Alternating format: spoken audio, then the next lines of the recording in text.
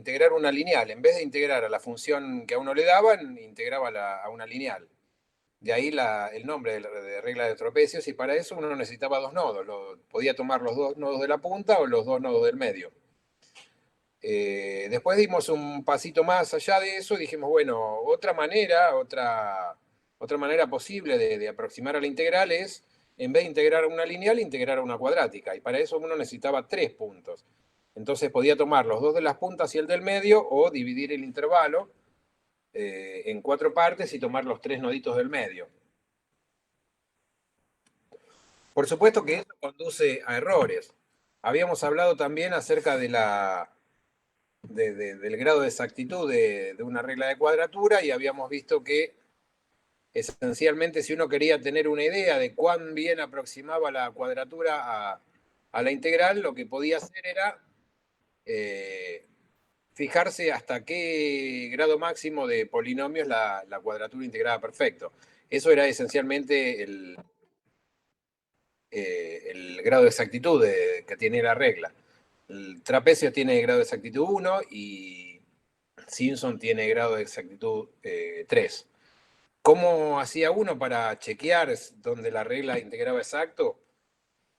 Bueno, lo que hacía era, uno en rigor tendría que mirar a todos los polinomios y calcular cuánto se equivoca, pero mucho más fácil que hacer eso es mirar, chequear en la base canónica de P sub k. P sub k son los polinomios de grado menor o igual que k con el 0. Entonces, con chequear lo que le pasa a la base canónica de P sub k ya alcanza. Entonces uno chequeaba, supónganse que hasta el polinomio x cubo la regla integra bien, y en x a la cuarta falla, entonces el grado de exactitud es 3. Es decir, uno teniendo una idea de cómo integra los polinomios, se da una idea de cuán bien integra las funciones. ¿Y eso por qué? Porque básicamente todas las funciones continuas se pueden aproximar por polinomios. Entonces, una buena manera de medirlo es mirar qué le pasa a los polinomios, básicamente. Pero por supuesto que eso conduce a errores, salvo por ejemplo, qué sé yo, si uno tiene una lineal y le hace trapecio, se le va a dar exacto, pero en cuanto se escapa de las lineales ya no da exacto. Entonces, el error que uno comete es, básicamente, como dice acá, ustedes se lo deben imaginar además, es el valor de la integral de verdad menos lo que dio la cuadratura. Ese es el error. Después habíamos visto un teoremita, el que está acá, el teorema 7.10, que dice que si uno tiene una cuadratura que es lineal, que tiene grado de exactitud k, y que se puede acotar por una constante m, por la longitud del intervalo, por la norma de infinito de la función. La norma de infinito de una función, repito, lo dijimos la clase pasada, pero por la duda lo repito, es el supremo sobre todos los x del módulo de f de x. Es decir, dicho de una manera grosera, es lo máximo que se separa del eje x. Por ejemplo, la norma de infinito del seno, del coseno, es 1. Y alguien me había preguntado cuál era la norma de infinito de una exponencial. Bueno, la exponencial, salvo que el intervalo sea compacto, es decir, que sea acotado, si no está acotada. La función exponencial claramente no está. A ver, un ejemplo de una función no acotada es la exponencial, ¿no es cierto? Porque cada vez crece más rápido. Bueno, además digo, un comentario al margen, nunca habrán escuchado hablar tanto de la exponencial como en estos tiempos, ¿no es cierto? Como en estos tiempos de pandemia. O sea, mucha gente dice, bueno, la exponencial porque cada vez es más grande. En realidad, no, sí, también cada vez es más grande, es cierto, pero una lineal creciente también cada vez es más grande. El tema que tiene la exponencial es que cada vez crece más. Ese es el problema. Pero bueno, ni me acuerdo por qué caí en ese comentario, pero... porque alguien me había preguntado si la exponencial estaba acotada. Está acotada si uno restringe el intervalo, si no, en toda la recta claramente no está acotada.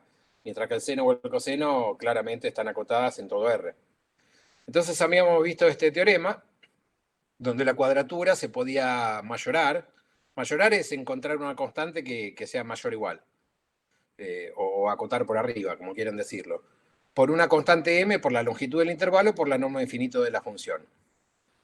Entonces, fíjense una observación, la observación que está acá, la 7.11, dice que si la regla 7.1, que es la anterior, con los pesos positivos, si tiene grado de exactitud al menos 0, que tenga grado de exactitud al menos 0 quiere decir que integra perfecto a las constantes. ¿Sí? Entonces, la hipótesis esta 3 se va a cumplir trivialmente tomando m igual a 1. Porque fíjense lo que pasa. La sumatoria de todos los pesos, como son todos positivos, es lo mismo que la cuadratura mirada en la función 1. Este 1 no es el número 1, o sí es el número 1, pero digamos es la función, la función que vale constantemente 1. Eso es lo mismo que la integral de 1, y la integral de la función 1 en un intervalo AB es obviamente la longitud del intervalo, ¿no? Porque la primitiva es X, haciendo barro entre A y B, eso queda B menos A. Entonces el módulo de esta cuadratura, que a su vez es el módulo de esta sumatoria, de los pesos por f de los xj, es decir, f de los nodos, fíjense que esto es menor o igual, cuando uno tiene, ustedes lo deben saber esto de análisis 1, pero cuando uno tiene el módulo de una suma, eso siempre es menor o igual que la suma de los módulos. Entonces, es la desigualdad triangular. Entonces, el módulo de esta suma es menor o igual que la suma de todos los módulos. Pero como los pesos son positivos, no tiene sentido, no hace falta ponerle módulo. A f de los nodos sí hace falta ponerle nodos, pero ¿qué pasa? Los pesos, esto, fíjense, la sumatoria de los pesos da lo mismo que la longitud del intervalo. O sea que esto está mayorado por la longitud del intervalo por este módulo de f de xj, lo mayoro por la norma infinito. Porque la norma infinito es el valor más grande que toma, el módulo más grande. Entonces, esta cuadratura es menor o igual que b menos a por la norma infinito. Entonces, fíjense lo que decía la propiedad 3, es menor o igual que b menos a por la norma infinito por una constante m. Bueno, si la fórmula de cuadratura tiene al menos precisión 0, entonces la constante m uno la puede tomar igual a 1 y ya está. No sé si quedó claro eso o si quieren que lo repita.